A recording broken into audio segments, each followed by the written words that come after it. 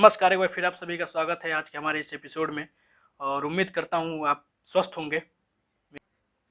और आज भी इस वीडियो में हम बात करने वाले हैं कि उत्तराखंड की सरकार में मुख्यमंत्री का पद जो था वो त्रिवेंद्र सिंह रावत से इस्तीफा क्यों हटा दिया गया, उनको हटाया क्यों गया है, और त्रिवेंद्र सिंह रावत के मुख्यमंत्री पद से हटने के पीछे के कौन से मुख्य वजह हैं जिसके वजह से त्रिवेंद्र सिंह रावत को मुख्यमंत्री पद छोड़ना पड़ा है और नए मुख्यमंत्री का वहां पर नियुक्ति किया गया। तो शुरुआत करते हैं आज का ये वीडियो त्रिवेंद्र सिंह रावत के बारे में कि मंगलवार को उन्होंने इस्तीफा क्यों दिया।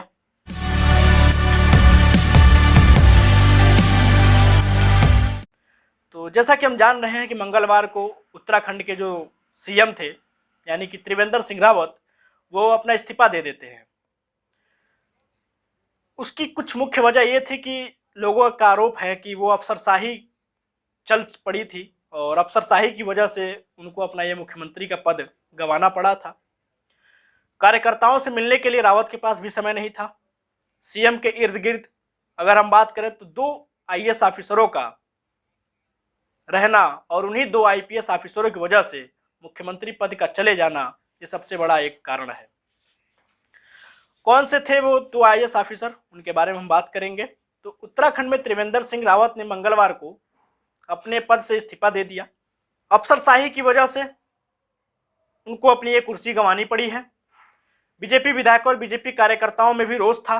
बार बार वो आरोप लगाते रहे, मुख्यमंत्री त्रिवेंद्र सिंह रावत से कहते रहे, मगर मुख्यमंत्री त्रिवेंद्र सिंह रावत इस बात को अनसुना कर दिए जिसके वजह से उनको इस्तीफा देना पड़ गया। अगर 2 आईएएस ऑफिसरों की बात करें तो उसमें सबसे पहला नाम आता है उनके जो राज्य के मुख्य सचिव ओम प्रकाश जी हैं। कहा जाता है कि ओम प्रकाश जी त्रिवेंद्र सिंह रावत के सबसे करीबी थे और अफसरशाही की वजह से अगर हम बात करें तो त्रिवेंद्र सिंह रावत इन 2 आईएएस ऑफिसरों के अलावा किसी की सुनते नहीं थे। इन 2 आईएएस ऑफिसरों की वजह से कार्यकर्ता या आम जनता या बीजेपी के विधायक मुख्यमंत्री से मिल नहीं पा रहे थे। कई बार इसका बातचीत के दौरान मुख्यमंत्री को बताया भी गया, शिकायत भी की गई, मगर मुख्यमंत्री रावत ने इसको अनसुना कर दिया था। एक उसमें महिला आईपीएस ऑफिसर भी हैं। आईएएस अधिकारी के तौर पर अगर महिला अधिकारी की बात करें तो उनको लोग सुपर सीएम कहने लगे थे, क्योंकि कहा जाता है कुछ रिपोर्ट्स के अनुसार कि ये 2 अधिकारी जो थे, सचिव ओम प्रकाश और एक महिला अधिकारी, अधिकतर राज्य के फैसले यही 2 अधिकारी लिया करते थे। इन 2 अधिकारियों की वजह से त्रिवेंद्र सिंह रावत से किसी को मिलना भी बड़ा मुश्किल हो गया था। बीजेपी के एक नेता का कहना है कि सीएम के इर्द गिर्द 2 आईपीएस ऑफिसरों की वजह से रावत के खिलाफ नाराजगी बढ़ी थी। वह उनसे मिलने का वक्त नहीं देते थे। कार्यकर्ता घंटों इंतजार करते पर रावत के पास 2 मिनट का भी समय नहीं होता था कि वो अपने कार्यकर्ताओं से मिल ले और उनकी समस्याओं को सुने। एक नाराजगी यह भी बताई गई है रिपोर्ट के अनुसार कि सीएम पहाड़ के लोगों की सुनने की बजाय उत्तर प्रदेश से आए अफसरों की ज्यादा सुनने में रुचि रखने लगे थे। पहाड़ वाले आईपीएस अफसरों की कद्र भी करना वो भूल गए थे। नाराज विधायक और नाराज पार्टी के कार्यकर्ता त्रिवेंद्र सिंह रावत जनता के बीच एक विलन की तौर पर खड़े होने लगे थे। पार्टी कार्यकर्ताओं ने कहना शुरू कर दिया था कि रावत जब पार्टी कार्यकर्ताओं की नहीं सुनते तो जनता की क्या सुनेंगे। तो एक तरह से बीजेपी के जो काम करने का तरीका है उस पर निगेटिव रिस्पॉन्स जा रहा था त्रिवेंद्र सिंह रावत की वजह से, क्योंकि लोग अब रावत को एक तरह से विलन के रूप में देखने लगे थे, जो कि बीजेपी के लिए आने वाले चुनावों में एक निगेटिव रिस्पॉन्स देने का काम कर रहा था। इसलिए बीजेपी के जो आला कमान के लोग हैं उन्होंने सोचा कि क्यों न त्रिवेंद्र सिंह रावत को मुख्यमंत्री पद से हटा दिया जाए, क्योंकि आने वाले चुनाव के लिए समस्या कर सकती है और लोगों को कहने का मौका मिल जाएगा कि जब मुख्यमंत्री अपने अफसरों और विधायकों की नहीं सुनता है तो आम जनता की क्या सुनेगा। तो ये अगर एक मुद्दा बनने लगे और विपक्षी पार्टियां इसको लेकर के अन्य चुनाव प्रचारों में हमला करने लगे तो शायद बीजेपी के आला कमान इसको सुनना पसंद नहीं करते। इसलिए उन्होंने सोचा कि त्रिवेंद्र सिंह रावत को मुख्यमंत्री पद से हटा दिया जाता है। हालांकि जब सरकार बनी थी, मुख्यमंत्री जब बने थे त्रिवेंद्र सिंह रावत, तो लोगों को बड़ी उम्मीद थी कि वो उत्तराखंड के विकास में अपना अहम योगदान देंगे, लेकिन वो उम्मीद पूरी होती भी नहीं दिखाई दी।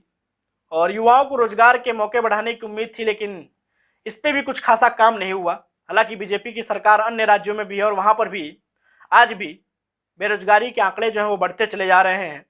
चाहे वो उत्तर प्रदेश की बात करें या फिर मध्य प्रदेश की बात करें, तो कहीं भी बीजेपी की सरकार अगर है तो युवाओं के रोजगार देने में तो सक्षम नहीं रही है।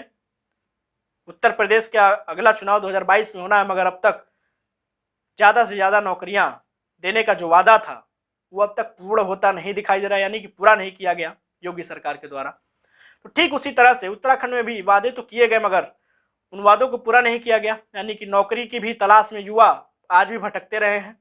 सूत्रों के मुताबिक अगर हम बात करें तो बीजेपी विधायकों ने पार्टी नेतृत्व को साफ कर दिया कि अगर त्रिवेंद्र सिंह रावत सीएम रहते हैं तो चुनाव में जाना पड़ा तो उनको सीट बचाना भी मुश्किल हो जाएगा। यानी कि जब चुनाव होगा उत्तराखंड में तो शायद वहां के विधायक जो थे उनको भी अपनी सीट बचाने का एक बड़ा चुनौतीपूर्ण काम दिया जाता। सूत्रों के मुताबिक दिल्ली से भेजे गए पर्यवेक्षकों को बीजेपी के स्थानीय नेताओं ने कहा कि कार्यकर्ता इस हद तक नाराज हैं कि वह चुनाव में काम न करने की बात कर रहे हैं।